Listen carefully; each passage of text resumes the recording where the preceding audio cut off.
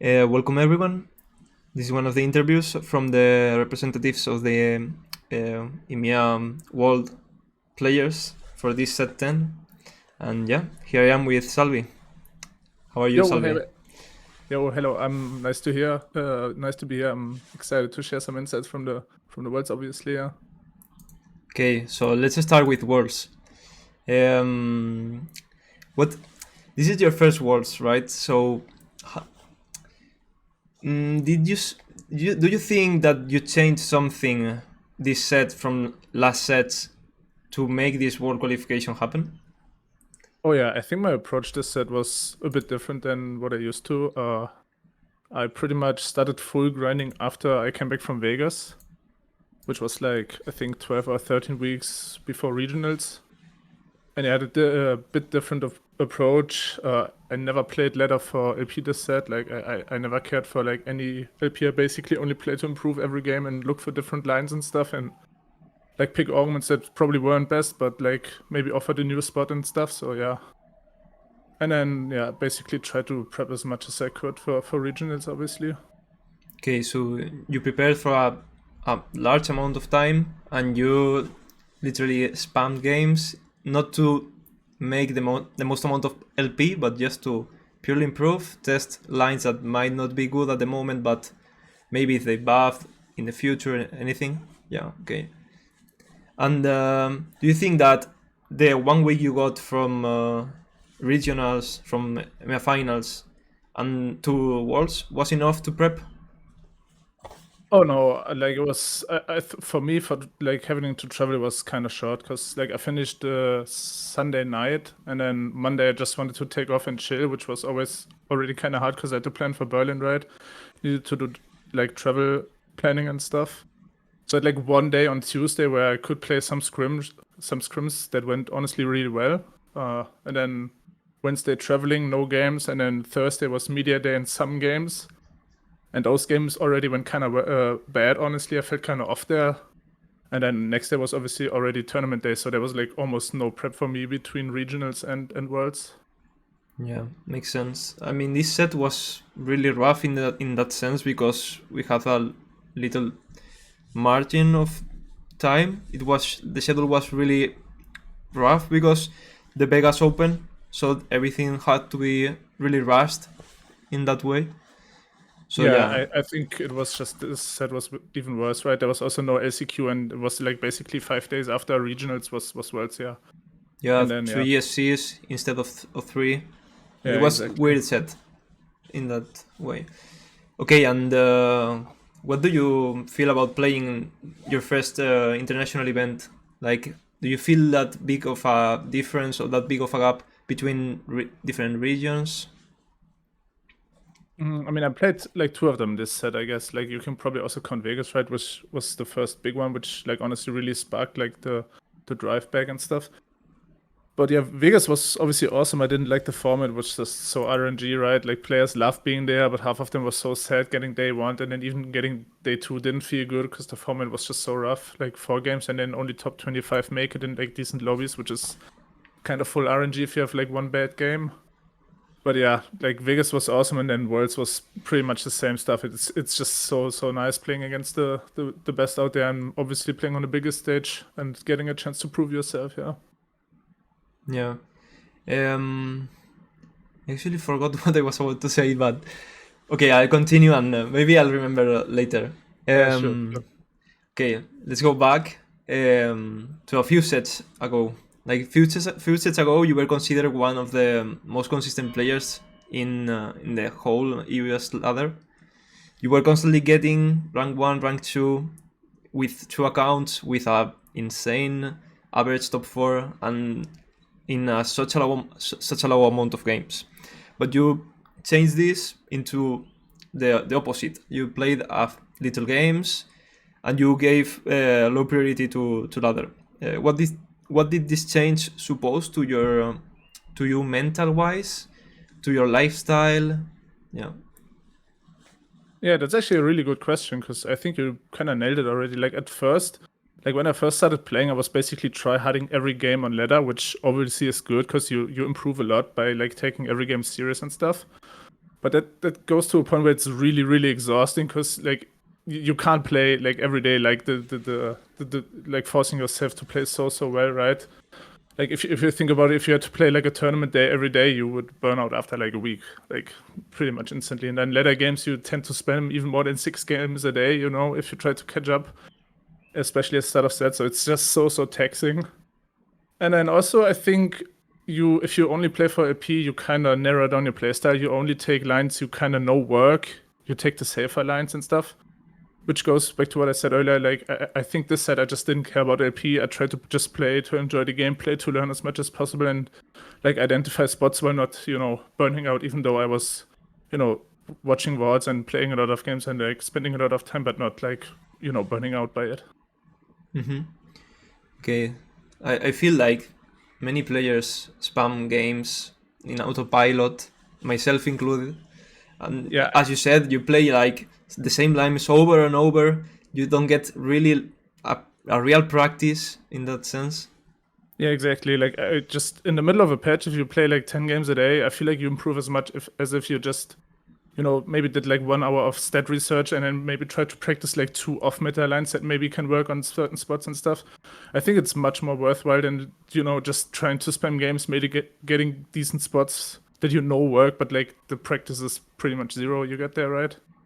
Yeah, in that sense, we have a few representatives that I think 3 or even the 4 of you play these kind of lines usually, where people don't usually play, even in patches where they are not really that good.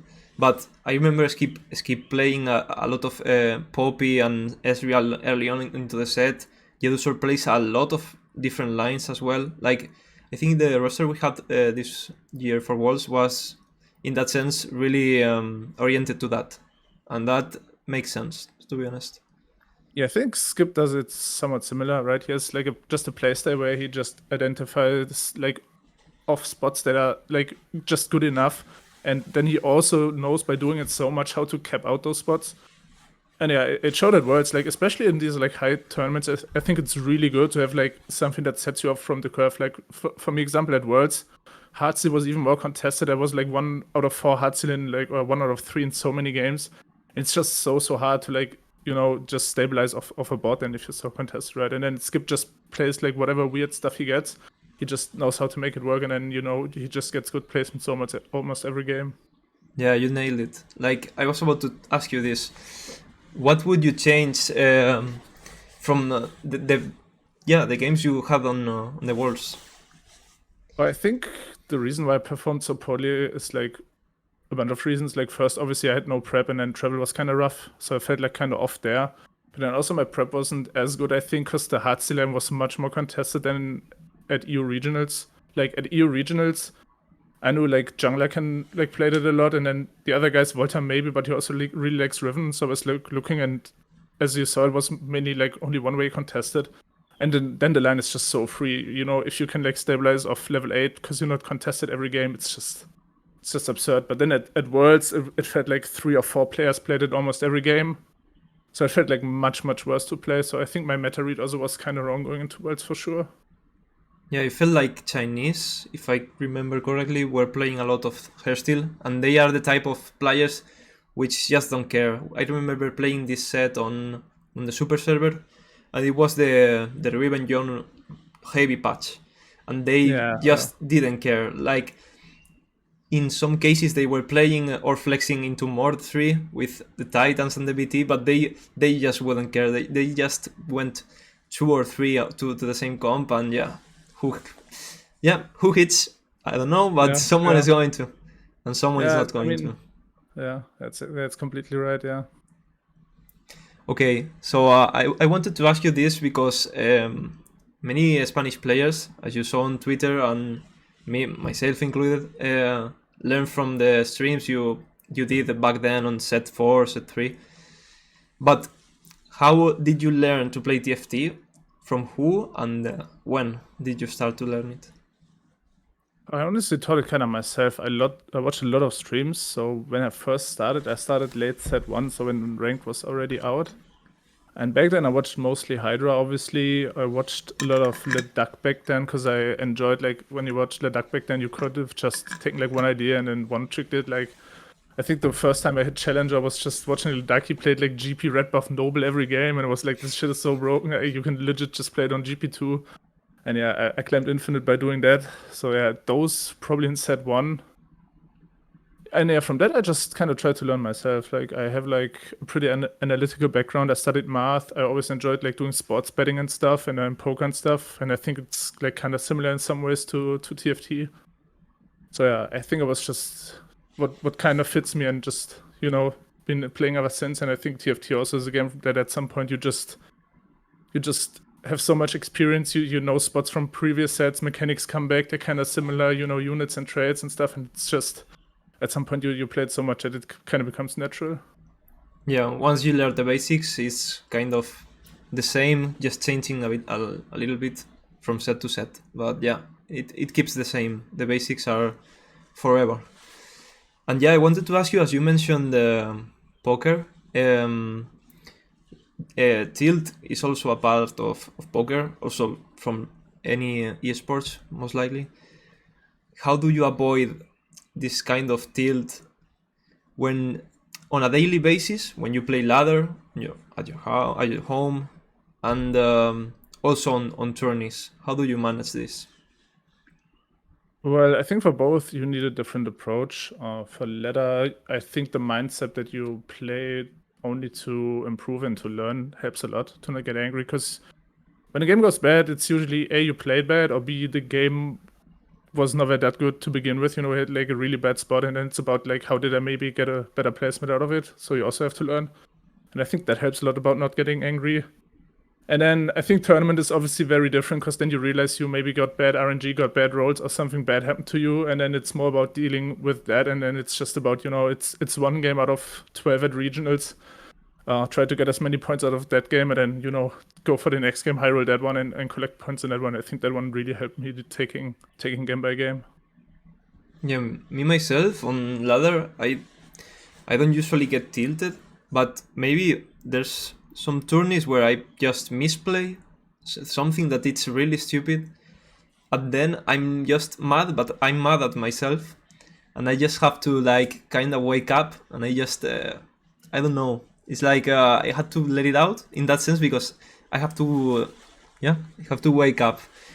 I don't know if it happens to someone, but if it's no, me. I have the same. Like, there's different types of tilt. That one is like, if you're angry at yourself, it's a different type of tilt, but it also affects you in the very much same way, right?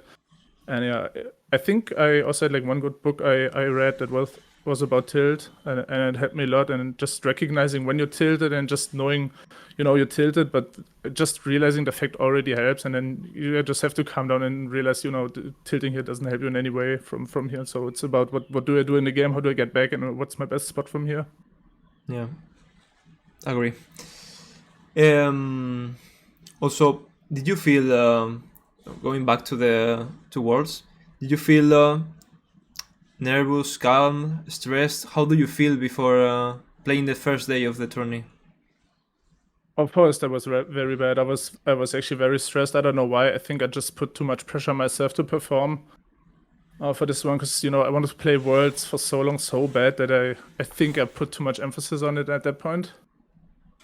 Looking back, yeah, day 2 was much better, was more calm, even though I was in a, you know, even worse spot. So yeah, looking back, I would probably, you know, change my mental approach towards a bit, to take it a bit more lightly on myself.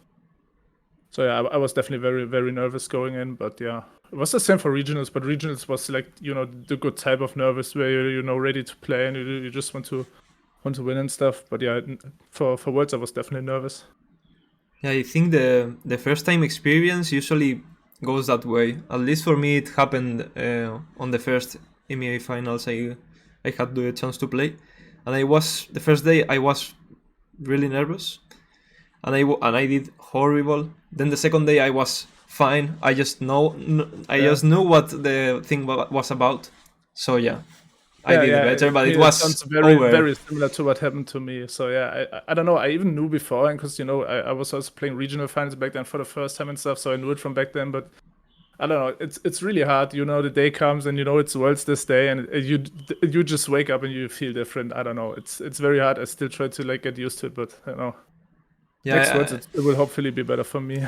It's hard to figure out because I don't want to feel that way when I get to those first time experiences over again. So yeah, we will have to figure it out somehow. I guess.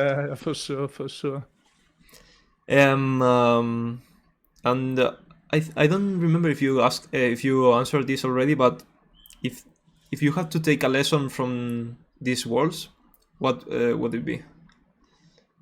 From this world specifically, I think it would honestly be not to stress out about too much, even though, you know, it was like the most important tournament I played until then. Like even Vegas, I wasn't as stressed out. I was more like, you know, it's Vegas, I'm gonna enjoy this format, sucks and stuff. But for Worlds, I felt so prepared. You know, the tournaments before that all went well. You know, I could have went for basically a clean run, kind of close to Milala. You know, basically not Vegas, but like winning nationals, winning regionals and Worlds. So I think I just put too much pressure on myself, which, you know, probably never helps. Yeah, that's probably it. Mental at the end is like at this point of the set when everyone just knows how to play almost everything, at least the world players. It's like 80% or 90% of the whole thing to do well. Okay, so talking about the nationals, about the DAG circuit, you won the DAG finals, and do you think the national circuits can improve the level of a country in terms of TFT? Oh, I mean, I think for sure, because if you look back, like back in set 1 and like 2 and 3, maybe Germany was kind of considered good. We had like me, Ledak, and like Hydra and a bunch of other guys like Nakas and stuff, which were like really good at start of when TFT came out. And I think then kind of Germany fell off. Like France was clear number 1. And I think as soon as the TRC got released, which was like, I think set 6 or 7, I can't quite remember.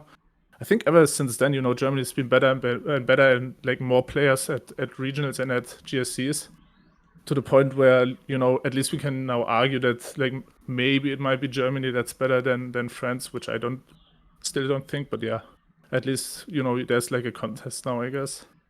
Mm-hmm. And I think that large reason is the consistent TRCs we had, for like every season. Mm-hmm. And I mean, I agree with you totally.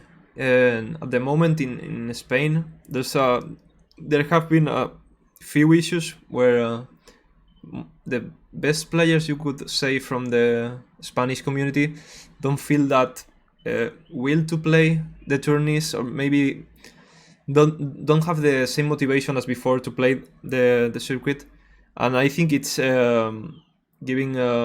I mean, it's hurting the Spanish community as a whole, but yeah, we will try to make it better. I guess. I hope. I mean, we kind of have the same struggle, right? We have like Solo Gesang, which never played a single German TRC because I don't think he was allowed to stream or something. I don't know. I think he could stream now, but he's still not playing. I don't know why, but yeah. Which would have also helped like our TRC a lot, right? Because he's like the biggest German streamer by far. Yeah, that's true. It happened the same in Spain at the moment. Yeah, I mean, it just kind of sucks, but yeah, at the end of the day, you know, Solo is mainly the streamer, and like I get why he decides like stream priority first and stuff. Yeah. Okay. And to end up, I wanted to ask you if you are going to be around, or can we see you around any next LAN? For example, the Cactus LAN, then next month, I guess. Oh yeah, I'll be going to Cactus LAN for sure. I already got my tickets, so I'll be there. Yeah, just wanted to take the travel, and you know, LAN events are so rare, and I enjoy them so much, so I'll definitely be there. And then besides that, I guess probably trying to play GSCs against, and yeah, maybe some ladder this time for a secure snapshot spot. But yeah, we'll see. I will go to Leipzig the next month. Yeah, see you there then. If you're there, yeah. Are there a bunch of Spanish people coming? Because it's for you, it's quite far, right? Yeah, I think Dalesom and Lumarpin are coming as well. It's not 100% secure. It's not 100% confirmed, but they might be coming as well. Yeah. But I'm coming 100%. And yeah, I was about to say something. Oh my. This is my first LAN. Yeah. So I'm Oh, quite it's your first excited. LAN. Oh yeah, I mean you will love it. Like every TFT LAN. I mean it's not really a TFT LAN, but every TFT LAN I've been to was amazing. So yeah, you'll enjoy it for sure. I'm quite certain. Okay, so that was it. Hope you liked the interview. Oh, yeah, it was nice. It was fun for sure. And yeah, thank you for watching.